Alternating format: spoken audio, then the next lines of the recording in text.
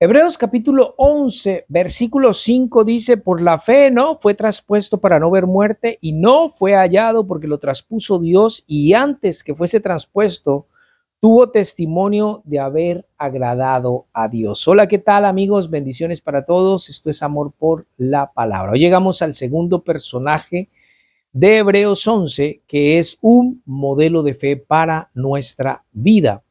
Abel nos enseña el vivir por fe. Y Enoc nos va a enseñar el andar de la fe, el caminar por fe. Es muy importante eso.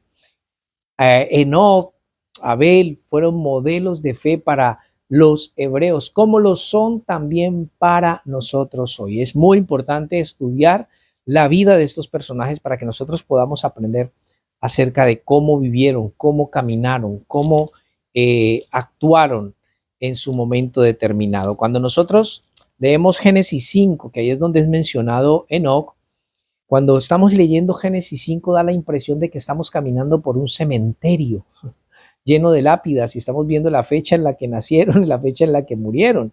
Es lo que leemos en Génesis 5:3, y vivió Adán 130 años y engendró un hijo a su semejanza conforme a su imagen y llamó su nombre Sed, y fueron los días de Adán después que engendró a Sed 800 años y engendró hijos e hijas, y fueron todos los días que vivió Adán 930 años y murió.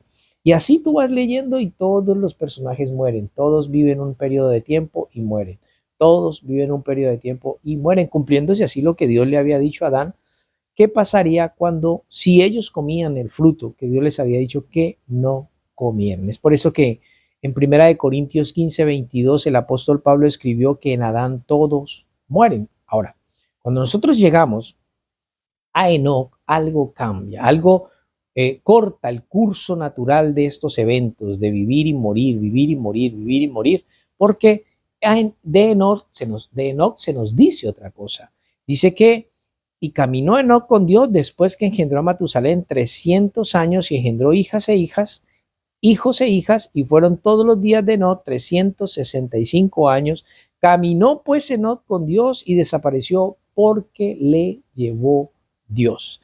Aquí cambia totalmente la situación. Y es que Enoc tuvo una fe tan extraordinaria que hizo que Dios se lo llevara un día, quisiera llevarlo al cielo. Ahora, hay unos datos que son importantes aquí. Cuando nosotros leemos el verso 21, dice que vivió Enoc 65 años y engendró a Matusalén. No sabemos qué pasó en los primeros 65 años de Enoc, pero algunos afirman que tal vez Enoc vivió una vida ordinaria, común y corriente, alejado de Dios, pero algo sucedió cuando nació Matusalén, cuando él vio este pequeño, cuando tuvo este pequeño hijo en sus brazos. Cuando uno piensa en Matusalén, piensa en un anciano con cabellera blanca, barba blanca, porque vivió 969 años, por supuesto, pero en su momento, cuando nace, es un pequeño bebé que cambia algo en el corazón de Enoc, porque leemos en el versículo 22, y caminó Enoc con Dios. ¿Cuándo caminó Enoc con Dios?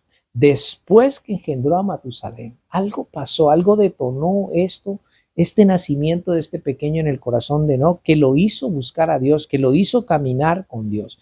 Entonces dice, después que engendró a Matusalén 300 años y engendró hijos e hijas, y fueron todos los días de Enoc 365 años. Caminó pues Enoc con Dios y desapareció porque le llevó Dios. Entonces, es maravilloso estudiar acerca de esto y quiero hacer un énfasis especial en el hecho de que Enoc caminó con Dios.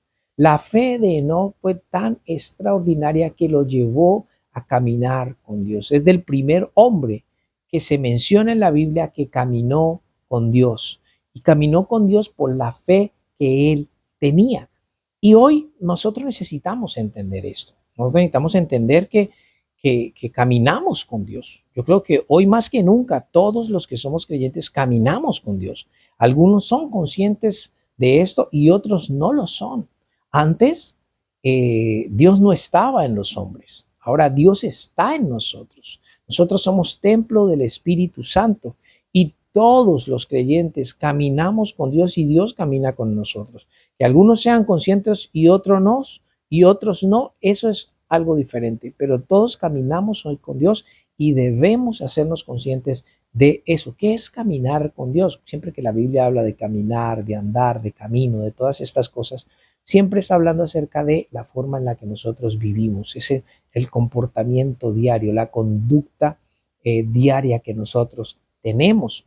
Andarán dos juntos si no estuviesen de acuerdo, dice Amós 3:3. Caminar con Dios es entonces es el calibrar nuestra voluntad con la voluntad de Dios.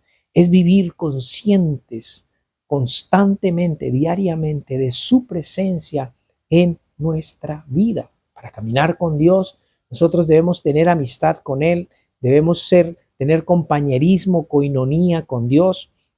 Para caminar con Dios no podemos ser amigos del mundo. Santiago 4:4 dice, oh almas adúlteras, ¿acaso ignoráis que la amistad con el mundo es enemistad contra Dios? Cualquiera pues que es amigo de Dios se constituye que enemigo de Dios. Entonces, para caminar con Dios no podemos ser amigos del mundo.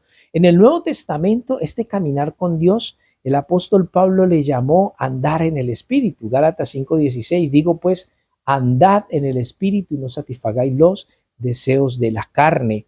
Y andar en el Espíritu no es algo místico, no es como que levanto las manos, me dio un temblorcito y entonces estoy caminando con Dios ahora. No es místico, es práctico. Andar en el Espíritu es andar con la palabra por delante. Es andar en obediencia a las Escrituras. Y la palabra siempre andando delante de nosotros, porque ella es la lámpara que ilumina nuestro camino. Y porque fue el Espíritu Santo el que inspiró las Escrituras. Entonces, si yo quiero andar en el Espíritu, yo tengo que andar conforme a lo que está escrito en la palabra. Yo tengo que andar en obediencia a la palabra. Yo debo ser un hacedor de la palabra y no solamente un oidor.